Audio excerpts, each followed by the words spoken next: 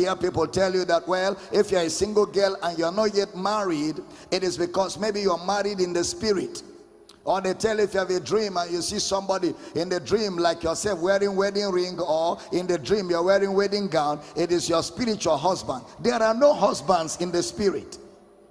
You can't have a spiritual husband and you can't have a spiritual wife. I don't know where they got that one from. That's against the scriptures. Look at the book of Matthew chapter 22 verse 30. For in the resurrection they neither marry nor are given in marriage, but are as the angels of God in heaven. Angels don't marry.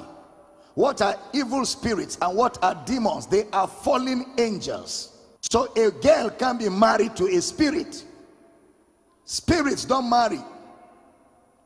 A man can be married to a spirit. Spirits don't marry. It's lack of sound doctrine that makes preachers to keep people in perpetual bondage in the name of deliverance, or trying to make people think that they have a spiritual husband.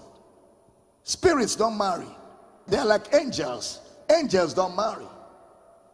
There's no marriage in heaven. So in case you're here or you've been convinced by somebody to think maybe you have a spiritual marriage or a spiritual husband, that's why you can marry here, it is not consistent with sound doctrine. Spirits don't get married.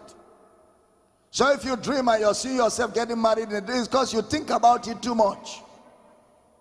Dreams come from a multitude of business. You think about it too much, so it has formed images in your subconscious. We're still looking at the character of God, consistent. Psalm 103 verse number 8. The Lord is merciful and gracious, slow to anger and plenteous in mercy. He will not always chide, neither will he keep his anger forever. He had not dealt with us after our sins. This is before Jesus died. He has not dealt with us. Somebody will say, you know why your business is not progressing? Because you have sinned. He has not dealt with us after our sins.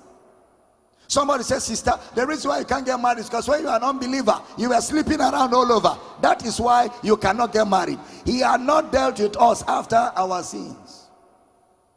And they have used those kind of superstitious statements to keep people under perpetual condemnation and perpetual bondage.